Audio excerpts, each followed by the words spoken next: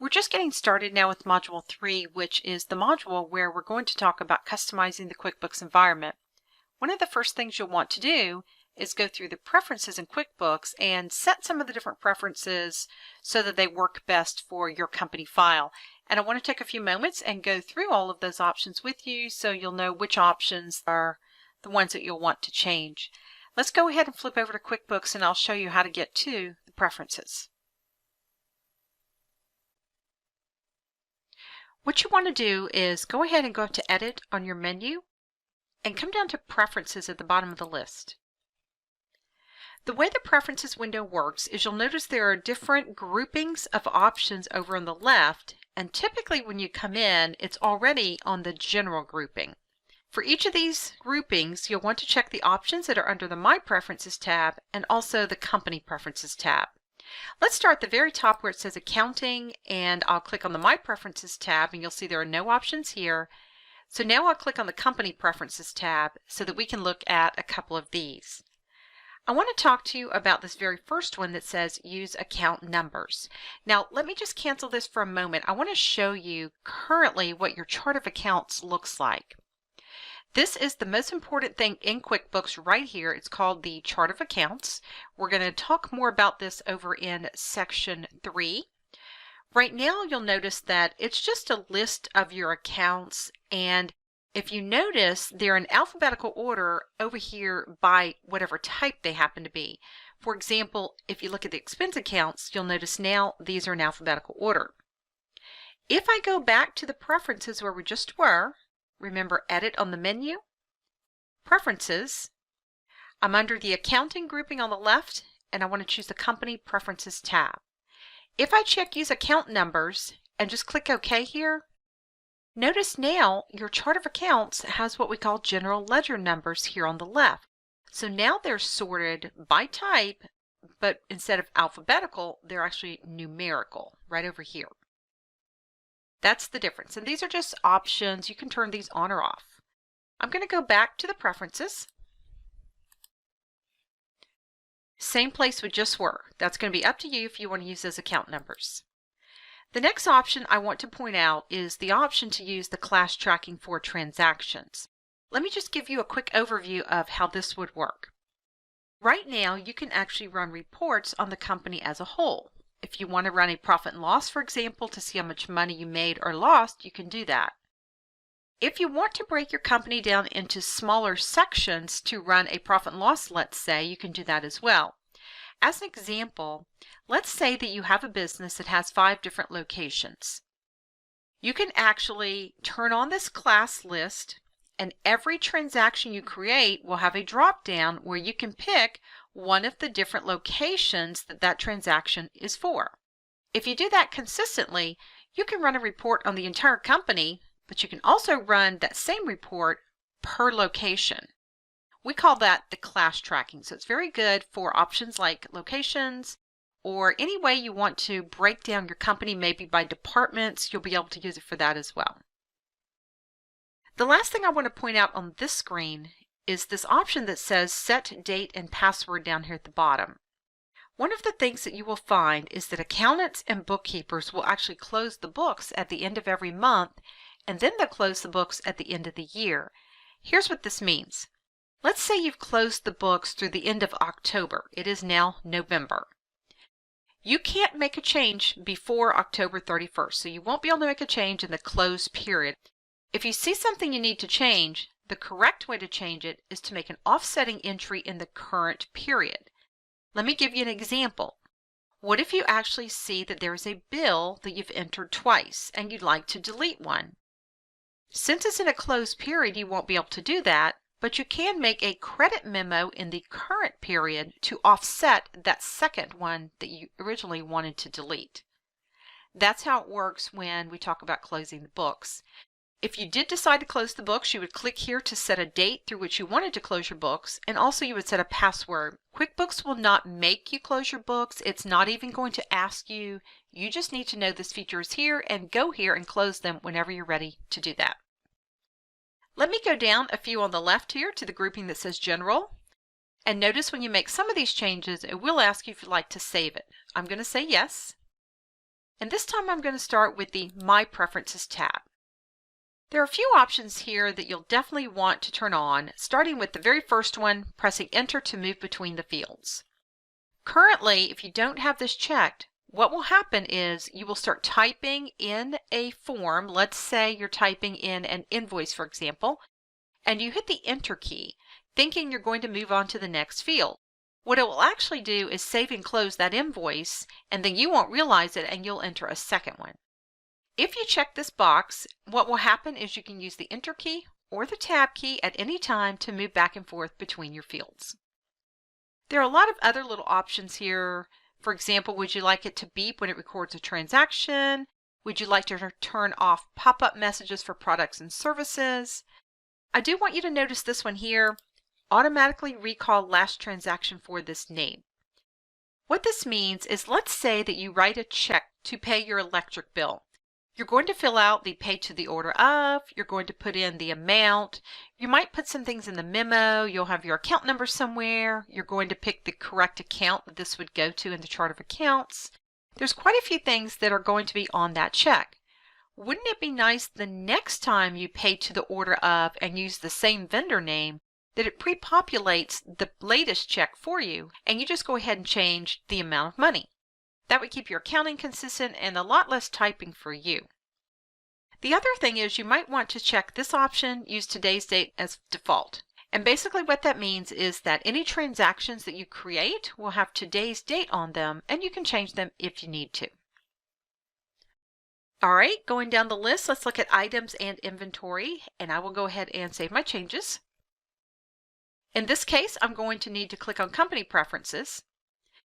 If you actually went through the Easy Step interview and you said, I do not track inventory, then this will not be checked. Let's say that you want to now track inventory, then you can come in and make sure this is checked. The other thing is, if you see that you do not have the purchase order option on your home screen, it's again because this is not checked. Going down to the next one on the left, Jobs and Estimates. If you are doing job costing in QuickBooks, which basically means that every transaction you create, you're going to choose which job it applies to, then you might want to look at some of these options.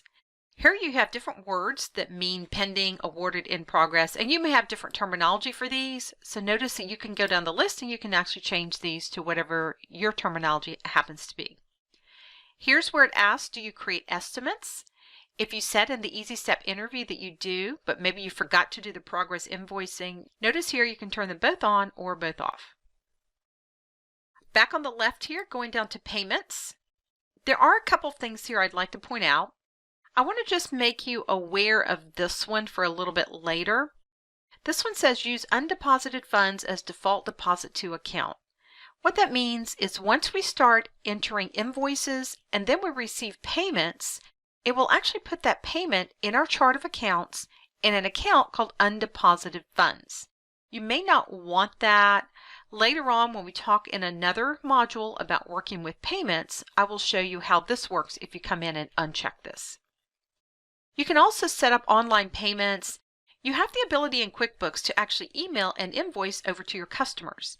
If you want the customer to be able to click on that invoice and pay you right there with a credit card or using the bank transfer option, then you can check this right here.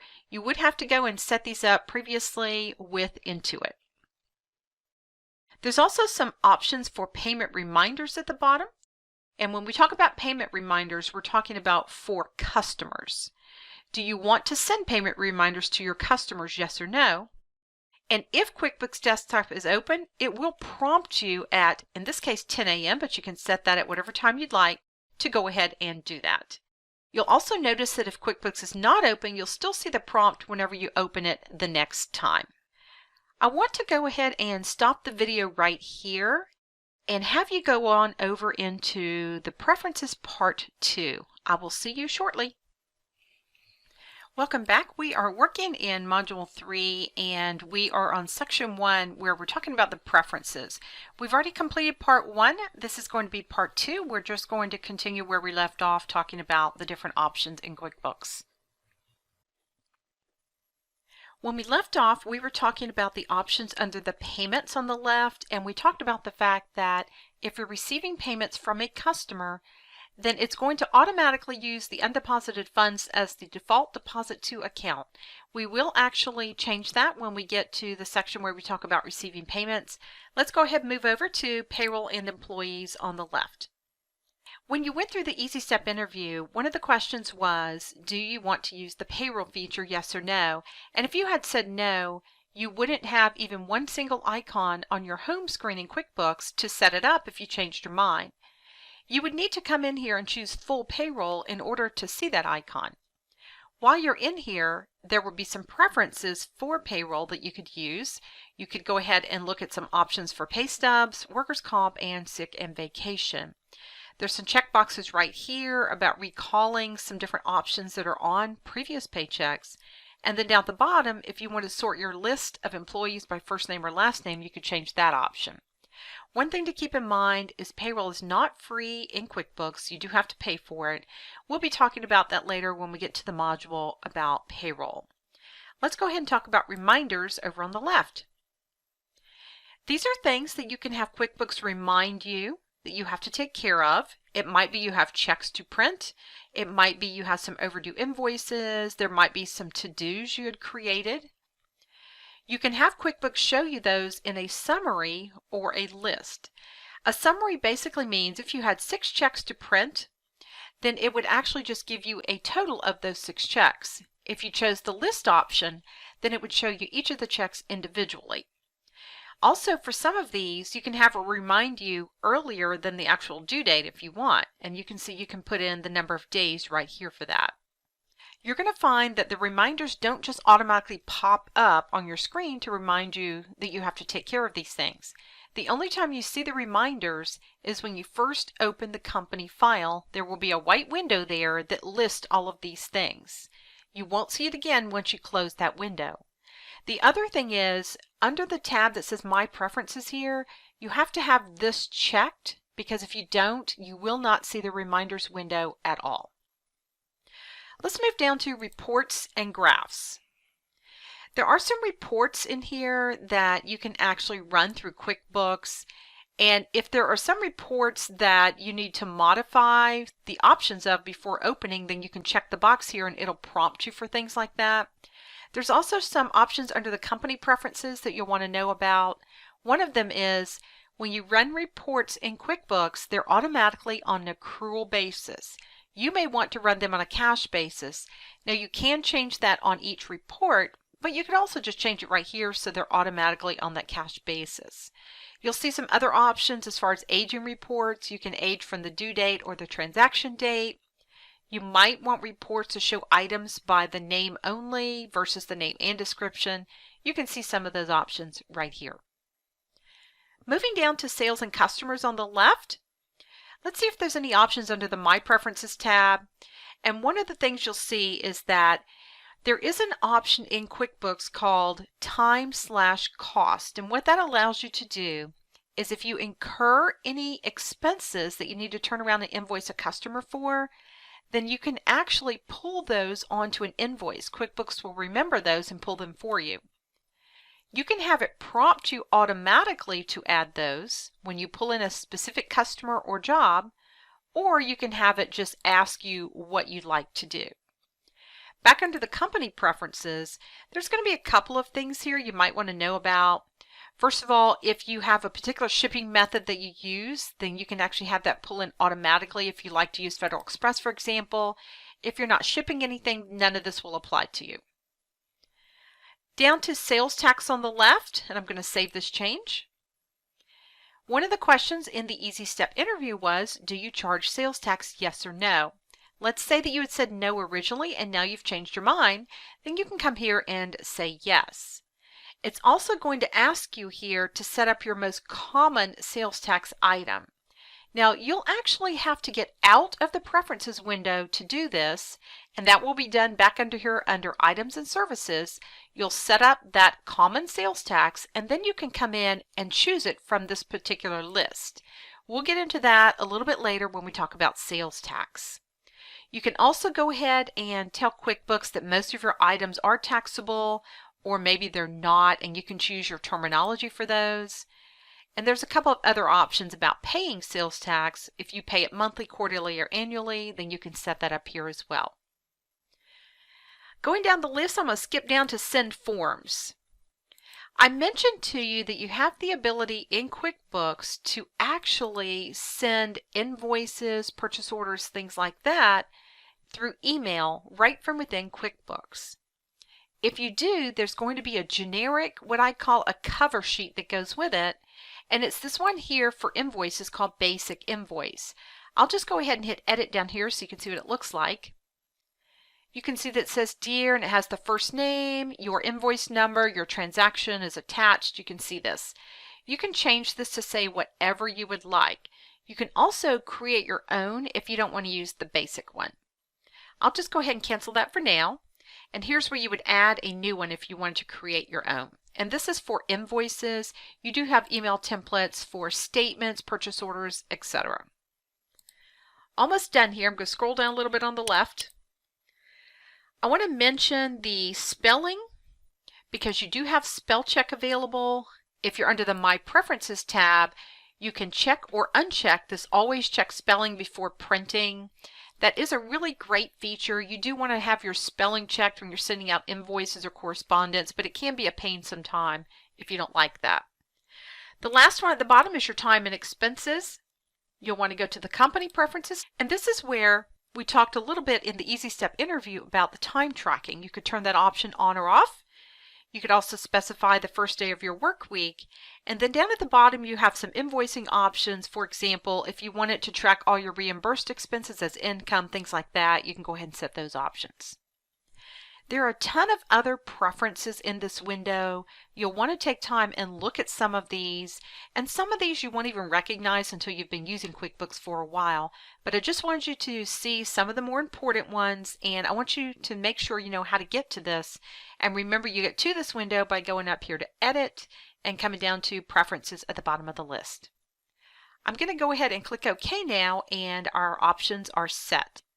You might see some new icons that have appeared on your home screen, like for example the payroll right here, and those are because you've turned those options on or off in the preferences. Well, that's going to go ahead and wrap up the section on preferences. Let's go ahead and go over to section 2, and I'll talk to you a little bit about working with the users in QuickBooks. If you're not a subscriber, click down below to subscribe so you get notified about similar videos we upload. Now, to get a free QuickBooks Pro 2020 introductory course, click over there. And click over there to watch all the videos in this QuickBooks Pro 2020 playlist.